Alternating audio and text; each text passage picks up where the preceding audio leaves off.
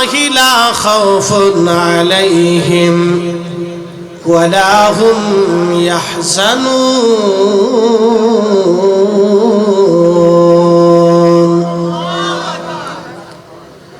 সাবধান আমার ওলি যারা, তাদের কোনো চিন্তা নাই, তাদের কোনো ভয় নাই।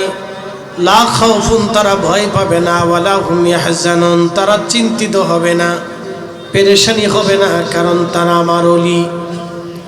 বাংলাদেশের গণতান্ত্রিক পদ্ধতিতে আপনারা এমপি ক্যান্ডিডেট নির্বাচন করেন, মন্ত্রী হয়, প্রধানমন্ত্রী হয়, রাষ্ট্রপতি হয়, স্বরাষ্ট্রমন্ত্রী হয়, অর্থমন্ত্রী হয়, শিক্ষামন্ত্রী হয় এবং কৃষিমন্ত্রী হয়। বিভিন্ন বিষয়ের উপরে মন্ত্রিত্ব আছে। বন্ধু আমার, নির্বাচনের মাধ্যমে এই দল সেই দল ক্ষমতায় আসে, কিন্তু ওলিরা নির্বাচিত হয় আল্লাহ কর্তৃক। আল্লাহর মাধ্যম দিয়ে ওলিরা নির্বাচিত হয়, ওলিরা আল্লাহ কর্তৃক নির্বাচিত হয়। ওলিরা দুনিয়াতে আল্লাহর দরবারে আমল করে, খুশি করে, আল্লাহকে খুশি করে তারা ওলি হয়। তার বাস্তব প্রমাণ আল্লাহর পরবর্তী আয়াতে আল্লাহ দিয়েছেন, আল্লাযীনা আমানু, নিশ্চয়ই যারা, রব্বুল আলামিন বলতেছেন আল্লাযীনা আমানু, যারা ঈমান এনেছে। ঈমান খারেজি, রাফিজি, শিয়া, মুতাজিলা, জুবারিয়া, এরপরে কদারিয়া, কাদেরিয়া না কদারিয়া। কদারিয়ারা তাকদীরও বিশ্বাস করত। শিয়া যারা, তারা আহলে বাইতে রাসূলকে মহব্বত করতে যাইয়া সাহাবীদেরকে যারা গালি দেয়, বিশেষ করে হযরত আবু বকর, ওমর, উসমান এবং আম্মাজান আয়েশা সিদ্দিকাকে যারা গালি দেয়, তারা হচ্ছে মারাত্মক শিয়া। খুব মনোযোগ দিবেন। এবং যারা আমাদের পৃথিবীতে আছে রাফিজি, এরপরে আছে মুতাজিলা। মুতাজিলারা বলে আল্লাহ খাওয়ায়, আল্লাহ পড়ায়, আল্লাহ করায়, আল্লাহ সব কিছু করায়, অতএব আমি যে গুনাহ করি সেটা আল্লাহ করায়। এই মুতাজিলা আকীদা। আরেকটা আছে কদারিয়া। কদারিয়ারা বলে তাকদীর বলে কিছু নাই, ভাগ্য মানুষ নিজে তার হাতে তৈরি করে, তাকদীর বলে কোনো কিছু নাই, ভাগ্য মানুষ নিজের হাতে করে।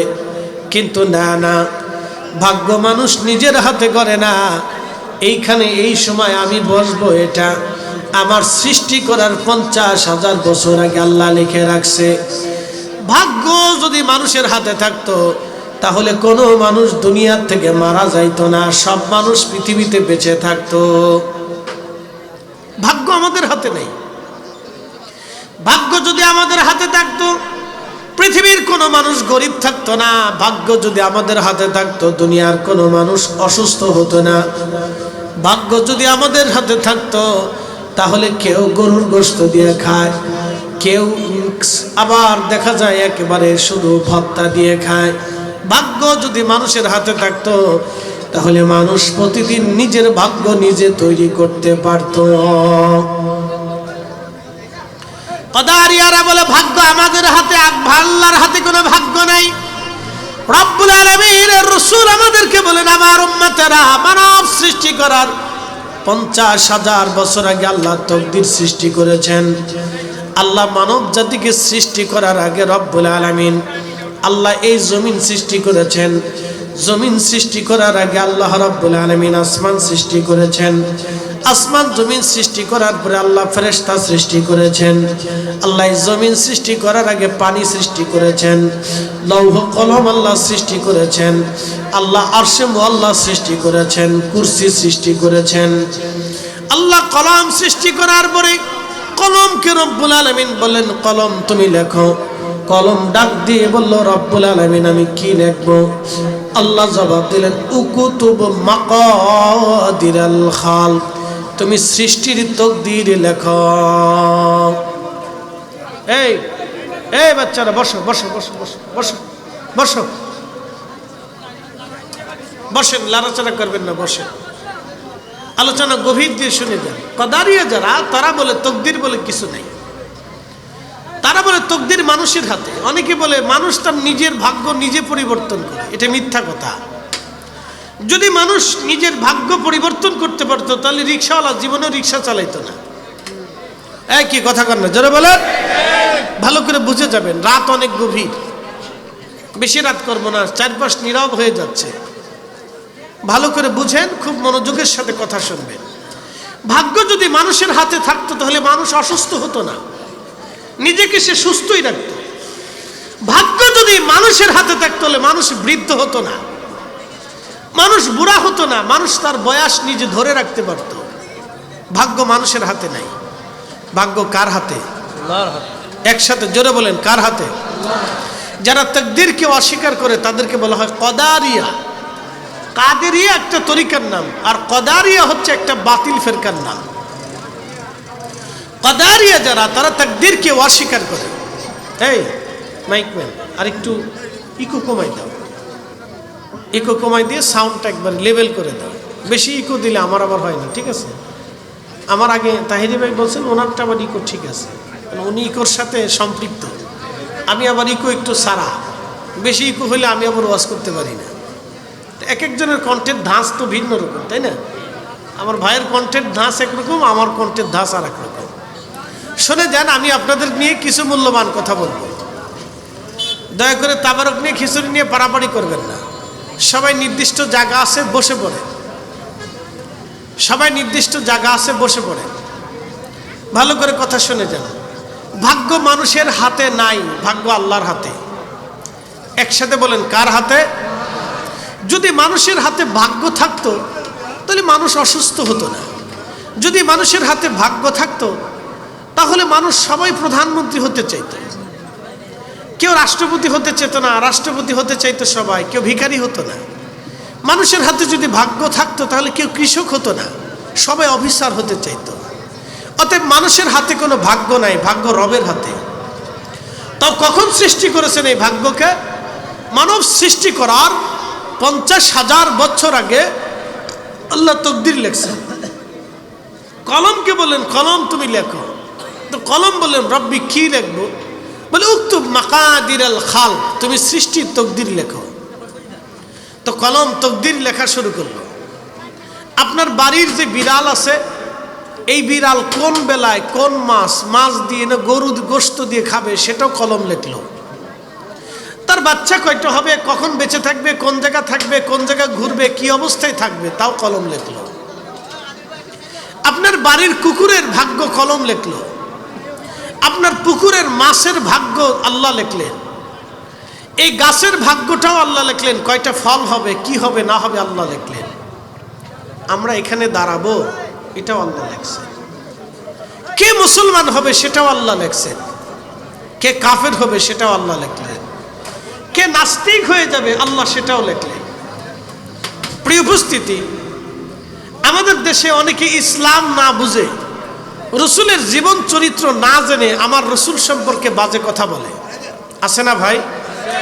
মনে রাখবেন, সাহাবী রসুল নিয়ে, আম্মাজানদেরকে নিয়ে, আল্লাহ রসুলের মহান চরিত্র নিয়ে যারা বাজে কথা বলবে, আপনি খোঁজ নিয়ে দেখেন তার জন্মটা আতারে পাতারে ঝোরে জঙ্গলে শিয়াল আর কুত্তার মতো হয়েছে। আস্তে বললেও ঠিক, জোরে বললেও ঠিক, না বললেও ঠিক। আল্লাহর কোরআনের একটা অক্ষরও আজও পর্যন্ত কেউ মিথ্যা প্রমাণ করতে পারে নাই। এই কোরআনে আল্লাহ যা বলেছে, কথা বলেন, এটাই ঠিক। যারা রাসূল করিমের পবিত্র চরিত্র নিয়ে, আম্মাজান খাদিজাতুল কুবরা রাদিয়াল্লাহু আনহা, যিনি তাহেরা তাইয়্যিবা, ওনার মহান চরিত্র নিয়ে যারা বাজে কথা বলবে, মনে রাখবেন তাদের জন্মে অবশ্যই ভেজাল আছে। তার জন্মটা আতারে পাতারে ঝরে জঙ্গলে যেখানে সেখানে হয়েছে। আমি শুনেছি পার্শ্ববর্তী কোনো এক নারী নাকি তিনি ফেসবুকে স্ট্যাটাস দিয়েছেন, আল্লাহর রসুলের বিবি আমাদের আম্মাজান নিয়ে বাজে কথা বলেছেন। যদি হয়ে থাকে তাহলে আমি বলবো তার জন্ম নিয়ে খোঁজ নিয়ে দেখেন, তার মার কাছে, তার বাপের কাছে জিজ্ঞাসা করেন। তার মা হয়তো অন্য পুরুষের সাথে জেনা করে তাকে জন্ম দিয়েছে, তার বাপ জানে না। আসতে বলবেন না, জোরে বলেন, জোরে বলেন। তার মাকে খোঁজ নিয়ে দেখেন, তার মাকে রিমান্ডে নিয়ে দেখেন, তার মাকে জিজ্ঞাসা করে দেখেন, আপনি মেয়ের জন্ম দেওয়ার আগে কোন পুরুষের সাথে শয্যাশায়ী ছিলেন? আপনার স্বামীর সাথে ছিলেন নাকি অন্য কোনো পুরুষের সাথে ছিলেন? পার্কে মিলিত হয়েছিলেন না জঙ্গলে মিলিত হয়েছিলেন, না হোটেলে হয়েছিলেন না মোটেলে হয়েছিলেন? আপনি শিয়াল কুত্তার মতো এই নারীকে, আপনার এই সন্তানকে কোথায় জন্ম দিয়েছিলেন? নতুবা সে রাসূলের স্ত্রী আমাদের মহান জননী মা আম্মা জান খাদিজাতুল কুবরা নিয়ে সে বাজে কথা বলতে পারে না। কথা বলেন ঠিক না? অবশ্যই সে তার মা কোথাও না কোথাও তাকে ভিন্ন কোথাও জন্ম দিয়েছে, তার বাপ তাকে জন্ম দেয়নি। প্রিয় উপস্থিতি, ভালো করে কথা শুনে যাবেন। আমি আগে বলেছি তকদির আল্লাহ লেখে। তকদির কে লেখে? একসাথে বলেন, কে লেখে? আল্লাহ তকদির লেখে। দুনিয়ার কেউ তকদির লেখে না, আল্লাহ তকদির লেখে। তকদির আমরা লিখি না, আমাদের ভাগ্য আমাদের হাতে নেই, এটা আল্লাহর হাতে। শুনে যাবেন, ভালো করে শুনে যাবেন। অলি নির্বাচিত হয় আল্লাহর পক্ষ থেকে। অলি গাছে ধরে না, অলি রাস্তায় পাওয়া যায় না, অলি যেখানে সেখানে হয় না। অলি আল্লাহর কোরআনে রসুলের জিন্দিগির উপরে ফলো করে অলি তৈরি হয়। অলি তৈরি হওয়ার জন্য একটা ক্লাস আছে। আজকের এই সুন্দর ডেকোরেশন আপনারা দেখতেছেন, এটা তৈরি করার জন্য যদি আমাকে বলেন তাহলে আমি পারবো না। এটা তৈরি করার জন্য যদি সভাপতিকে বলেন যে আপনি এটা ডেকোরেশন তৈরি করে দেন, সেও পারবে না। বলে কারণ কি? এই বিদ্যা তার না। একজন ডাক্তারকে যদি বলেন আপনি মাদ্রাসায় বুখারী শরীফ পড়ান, তো ডাক্তার পারবে না। কারণ বুখারী শরীফ পড়াইতে হলে তাকে উলুমুল বালাগাত, মান্তিক, ফাসাহাত, মিজান, সরব, নাহু এবং এইগুলি শিখে বুঝে অর্থের ভাব, কোন অর্থ কোন জায়গায় খাটবে, টোটাল আরবের গ্রামারের উপরে তার দক্ষতা নিয়ে আরবির উপরে বিশেষ জ্ঞান পারদর্শী হয়ে তাকে বুখারী শরীফ পড়ানো শিখতে হয়। তারপরেও একজন উস্তাদের শরণাপন্ন হয়ে বুখারী কিভাবে পড়াইতে হয়, কিভাবে দর্শ দিতে হয়, হাদিসের দর্শ কিভাবে দিতে হয়, সেখান থেকে শিখতে হবে। একজন মুফতি যিনি মুফতি হন, তার ফিকহের ক্লাস করতে হয়। একজন মুফাসসির যখন মুফাসসির হন, তার তাফসীরের ক্লাস করতে হয়। একজন ডাক্তার যখন ডাক্তার হন, তাকে ডাক্তারি বিদ্যার উপরে তাকে ক্লাস করতে হয়। ডাক্তারের শরণাপন্ন হয়ে প্র্যাকটিক্যাল, থিওরিক্যাল তাকে ওই ক্লাসের উপরে প্র্যাকটিক্যালভাবে তাদেরকে চিকিৎসা বিদ্যা শেখানো হয়। প্র্যাকটিক্যাল ছাড়া কেউ পারে না, অবশ্যই তাকে প্র্যাকটিক্যাল শেখানো হয়। তো যিনি ইঞ্জিনিয়ার হন, তাকেও প্র্যাকটিক্যাল শেখানো হয়। যিনি ড্রাইভার হন, তাকে একজন ড্রাইভারের শরণাপন্ন হয়ে প্র্যাকটিক্যালভাবে এই বিদ্যা শিখতে হয়।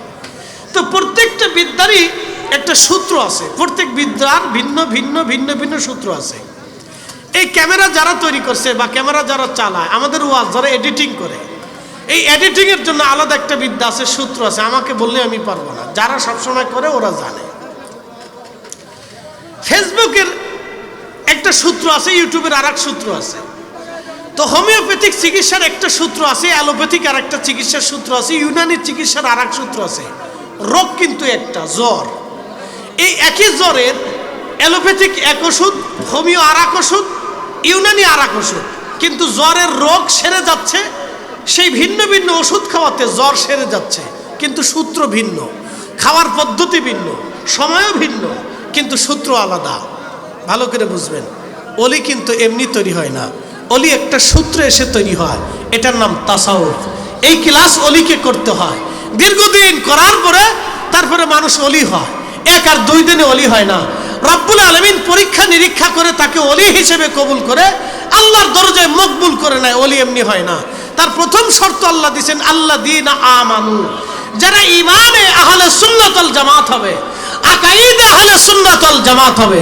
মনে রাখবেন, জেনে রাখবেন, বুঝে রাখবেন, কোন মা অলির জন্ম দিতে পারে নাই, কোন বাবা অলির জন্ম দিতে পারে নাই। আকাঈদে আহলে সুন্নাত ওয়াল জামাত ছাড়া কোন মা অলির জন্ম দিতে পারে নাই, কোন বাবাও সন্তান পয়দা করতে পারে নাই আকাঈদে আহলে সুন্নাত ওয়াল জামাত ছাড়া। এই আকীদা ছাড়া কোন মা অলির জন্ম দিতে পারে নাই। এই আকীদা ছাড়া কেউ অলি হতে পারে নাই।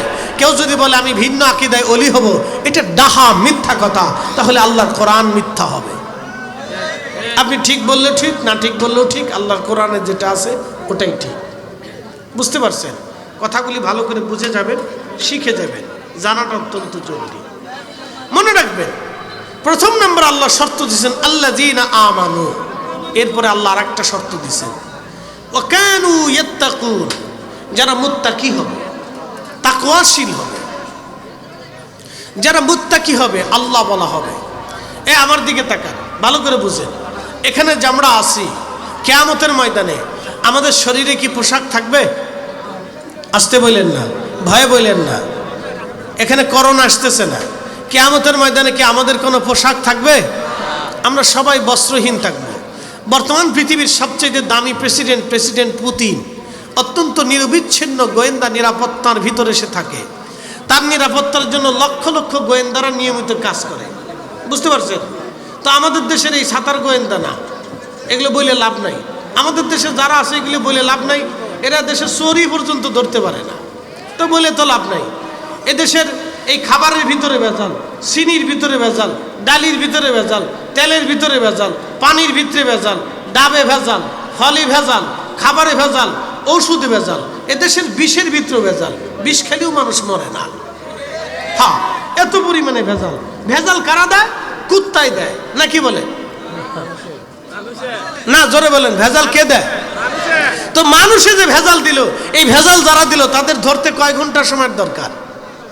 বিমানবন্দরে বিদেশিরা যখন প্রবাসীরা দেশে আসে, ওদের লাগেজ কেটে, চোরে লাগেজ কেটে নিয়ে যায়। আচ্ছা, ওই চোর কোথার থেকে আসলো? বিমানবন্দরের মতো একটা সিক্রেট জায়গা, নিরাপত্তা একবারে নিরবিচ্ছিন্ন একটা নিরাপত্তার জায়গা, এখান থেকে যদি আমাদের জনগণের টাকা চুরি হয়ে যায়, তাহলে বাংলাদেশে মানুষের নিরাপত্তা আছে কোন জায়গায়? আমার একটু বুঝাই দেন, আমাকে বুঝান যে এই জায়গায় নিরাপত্তা আছে, বলেন কোথায় নিরাপত্তা আছে? যেখানে বিমানবন্দরের একবারে সিক্রেট স্থানে আমার ব্যাগের ভিতর থেকে তালা ভেঙ্গে চেন কেটে তারপরে চোরে মালপত্র, সোনা দানা, মোবাইল, টাকা পয়সা চুরি করে নিয়ে গেল, ডলার চুরি করে নিয়ে গেল। ভালো করে বুঝেন, এই ডলার কে চুরি করলো? কুত্তায় নিয়ে গেল, তো মানুষই তো নিছে। তাহলে বিমানবন্দরের ভিতরে যায় কারা? যারা থাকে তারা চুরি করে। কি কথা কর না কেন? আসতে বলবেন, না জোরে বলেন। যারা থাকে ওরা চুরি করে। তাহলে এই চোর ধরতে বাংলাদেশের প্রশাসনের কয়দিন লাগে? কয় ঘন্টা লাগবে? কয়দিন সময়ের দরকার? কয়দিন লাগবে বলেন? আমাকে বলেন যে এতদিন দরকার। বলেন, বাংলাদেশ এই প্রশাসন ডিভিশন যারা আছে তাদের এই চোর ধরতে কতদিন লাগবে? তাহলে ওদেরকে কারা সাহায্য করলো, সহযোগিতা করলো? এবার বুঝেন আমরা কোথায় বাস করি, এটা বলে লাভ নাই, এটা দুঃখের কথা। এই জন্য আমরা হুজুররা দাঁড়াইলে আপনারা সহজে ভোট দিবেন না, কারণ হুজুররা তো মাল ছাড়তে পারে না, টাকা দিতে পারে না, 2 নম্বরই করতে পারে না, সিটারি বাটপারি করতে পারে না। এই কথা কর না কেন? জোরে বলে। আমরা দাঁড়াইলে আপনারা জীবনে ভোট দিবেন না, আমরা জানি ভোট দিবেন না, কারণ হুজুররা মাল দিতে পারে না। এদেশের মানুষের চরিত্র কেমন জানেন? 500 টাকা দিলে হবিগঞ্জের আদালতে যায় সাক্ষী দিয়ে আসবে, মিথ্যা সাক্ষী দিবে। 500 টাকা, 500 টাকা লাগে না, 1 প্যাকেট বিরিয়ানির প্যাকেট ধরাই দিলি ইশারে, 1 প্যাকেট বিরিয়ানির প্যাকেট একটা ধরাই দিলেও মিথ্যা সাক্ষ্য দিয়ে চলে আসবে। এটা হচ্ছে মেড ইন বাংলাদেশ। হ্যাঁ, এটা মেড ইন বাংলাদেশ। কবে চরিত্রের পরিবর্তন হবে? আল্লাহর কসম করে বলি, আমাদের চরিত্র পরিবর্তন না হওয়া পর্যন্ত এই দেশ পরিবর্তন হবে না, না হবে না। আমাদের চরিত্র পরিবর্তন না হওয়া পর্যন্ত এই দেশ পরিবর্তন হবে না। আমাদের চরিত্র পরিবর্তন করতে হবে। আগামী দিন আপনি কাকে নির্বাচন করবেন, সেই জন্য এখনই আপনাকে সিদ্ধান্ত নিতে হবে। আপনার এলাকায় যদি ভালো লোক হয় তাহলে ভোট দেন, নতুবা দিয়েন না। কথা ক্লিয়ার বলছি, একবারে ফ্রেশ কথা। বলে হুজুর রাজনীতির ওয়াজ করতে আসছেন?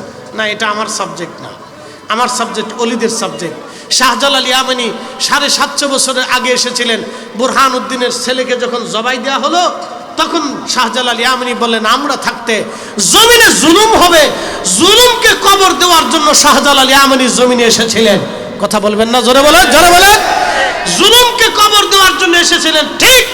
উনি এসে জুলুমকে কবর দিয়েছিলেন, জুলুমকে মাটির সাথে দাফন করেছিলেন। এদেশের দুর্নীতির কারণে 5 লক্ষ শিশু রাস্তা দিয়ে ঘুরে, যাদেরকে বলা হয় পথ শিশু।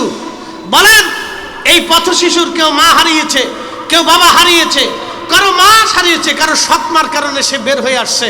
সে রাস্তায় রাস্তায় ঘুরে মানুষ থেকে লাথি দেয়, খেতে দেয় না, পয়সা দেয় না, টাকা দেয় না, টাকা চাইতে গেলে মানুষ থেকে লাথি দেয়, ধমক দেয়, মারে, পিটায়। বলেন, প্রতিনিয়ত 5 লক্ষ শিশুর সাথে এ দেশ বেঈমানি করতেছে। 5 লক্ষ শিশুর সাথে প্রতিদিন এদেশের জাতিসত্তা তাদের সাথে জুলুম করতেছে। ওরা ঠান্ডার ভিতরে ঘুমায়, ওরা না খেয়ে থাকে। আমাদের দেশের রাজনীতিবিদেরা আজও পর্যন্ত কোনো পার্লামেন্টের সামনে দাঁড়ায় বলে নাই যে এই 5 লক্ষ শিশুর নিরাপত্তা আগে দিতে হবে। এদেশের যত আলেম ওলামা আছে আজও পর্যন্ত কোন আলেমের দল, কোন মুসলামিক দল পার্লামেন্টের সামনে যায় লক্ষ লোক দাঁড়ায় বলেন এই 5 লক্ষ শিশুর নিরাপত্তা আগে দিতে হবে, নতুবা আমরা এই পার্লামেন্টের দরজা ছাড়বো না। সবাই যার যার দলের জন্য ছাড়ে, নিজের দলের লোক অ্যারেস্ট হয়ে গেলে সেই দলের নেতার জন্য রাস্তায় দাঁড়ায় মিছিল করে। কিন্তু আজও পর্যন্ত এদেশের আসিয়া ধর্ষিত হয়েছে, আসিয়ার পরে আজও পর্যন্ত শত শত নারী এদেশে ধর্ষিত হয়েছে, আজও পর্যন্ত বিচার হয় নাই। তাদের জন্য আজও পর্যন্ত আমরা কেউ রাস্তায় দাঁড়াইতে পারি নাই। কথা বলেন না কেন, ঠিক না বেঠিক? বলবেন হুজুর এই ওয়াজ করার জন্য আপনি আসছেন? হ্যাঁ, এটার জন্য আমি আসছি। শাহজালাল রহমতুল্লাহ আলাইহি এটাকে দাফন করার জন্য এসেছিলেন।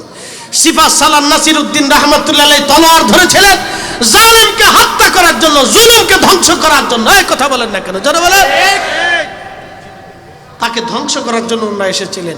অলিরা এমনি আসে নাই। অলিরা মনে করছেন মিঠা মিঠা মিঠা মিঠা জিকির করানোর জন্য অলিরা এসেছিল। না না, শুধু মিঠা মিঠা জিকিরের জন্য অলিরা আসে নাই। অলিরা শুধু মিঠা মিঠা সিন্নি আর তাবারুক খাওয়ার জন্য অলিরা দেশে আসে নাই।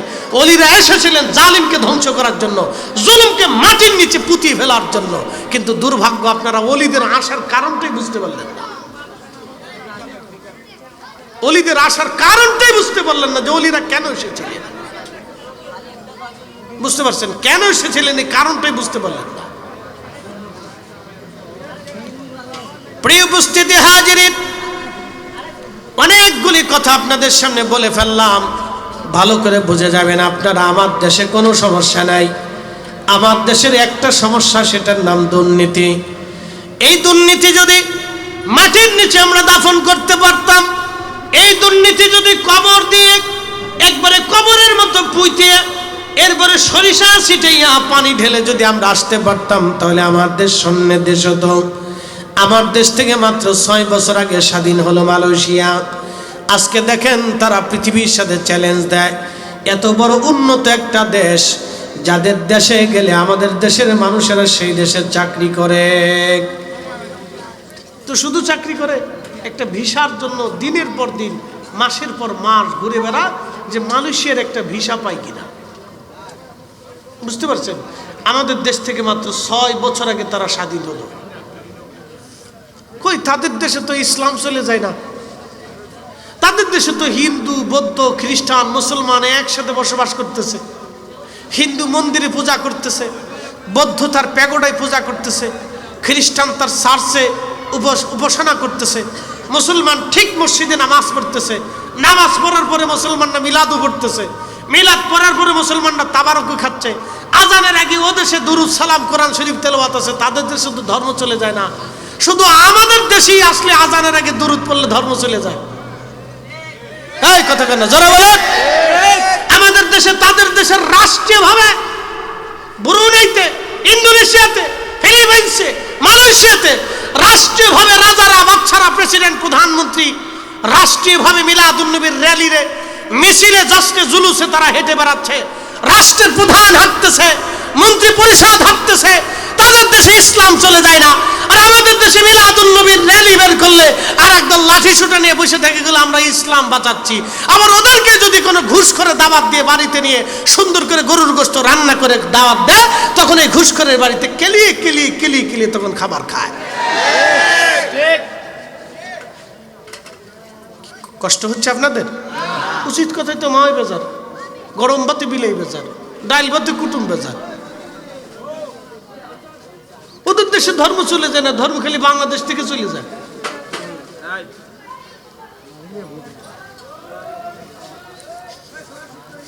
হাবিগঞ্জবাসী ভালো করে শুনে যাবেন, বুঝে যাওয়াটা অত্যন্ত জরুরি। আমি কাজের কথা আপনাদের সামনে উপস্থাপন করলাম। ভাই আমার দেশে কোনো সমস্যা নাই, সমস্যা একটা, দুর্নীতি।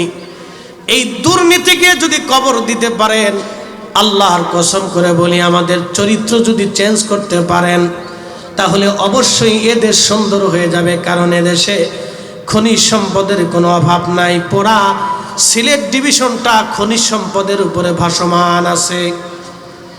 শুধু সিলেট না, চট্টগ্রাম এবং সিলেট 2টা ডিভিশন খনিজ সম্পদের উপরে ভেসে আছে।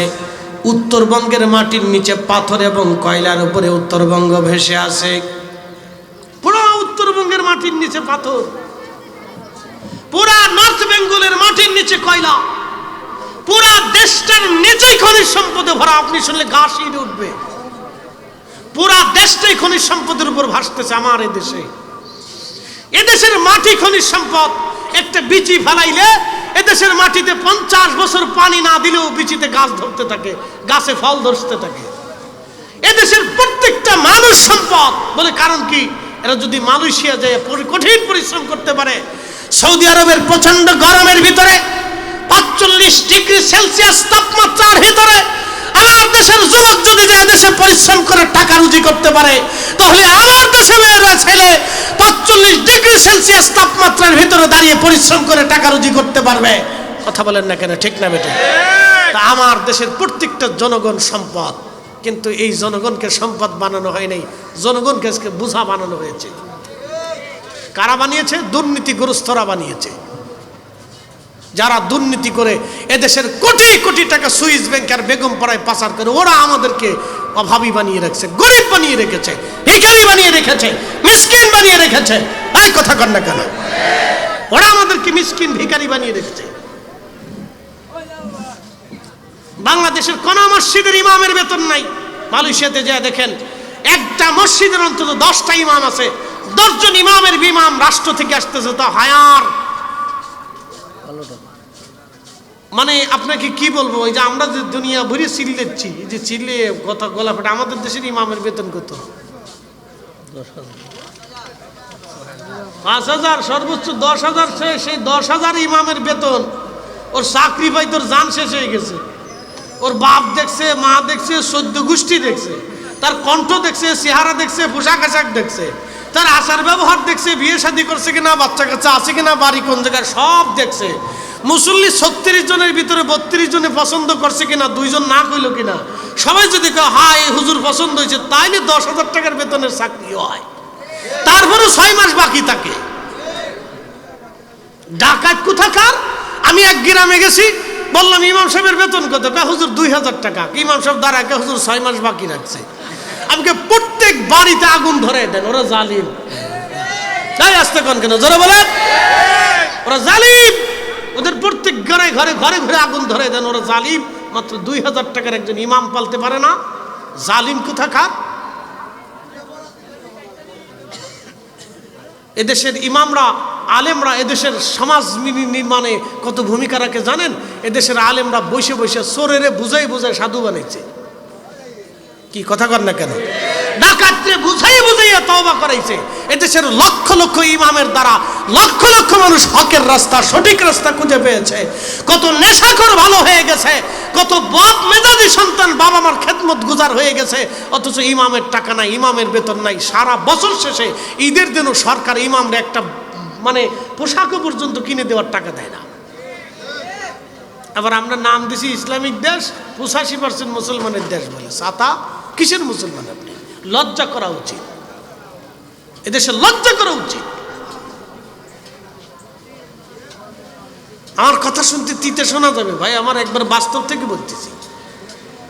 আপনি মালদ্বীপে চলে যান, প্রত্যেক ইমামের বেতন আছে। রাষ্ট্র তার ইমামের বেতন, তার চিকিৎসা ফ্রি, তার বাচ্চা কাচ্চার লেখাপড়া ফ্রি, তার বাসস্থান ফ্রি, তারপরেও তার মাসে মাসে বেতন আসতেছে। একসাথে কোন আল্লাহু আকবার না হয় না? আরো জোরে বলেন। এই আসতে বলতেছেন কেন? তাবারক আছে, জোরে বলেন। তা আমাদের দেশে এরকম হবে কেন? ইমামের বেতন থাকবে না কেন? ইমাম নিয়োগের সময় আপনারা এত বাঁচা বাঁচেন, কিন্তু ভোট দেওয়ার সময় এত বাঁচেন না। ভোট দেওয়ার সময় 500 টাকা দিলে ভোট মেরে দিয়েছেন, ক্যালকেলে ধ্যাপ ধ্যাপ ধ্যাপ ধ্যাপ করে মেরে দিয়ে। কি কথা ঠিক আছে কিনা? ভোট দেওয়ার সময় তখন আর মানুষ বাঁচেন না।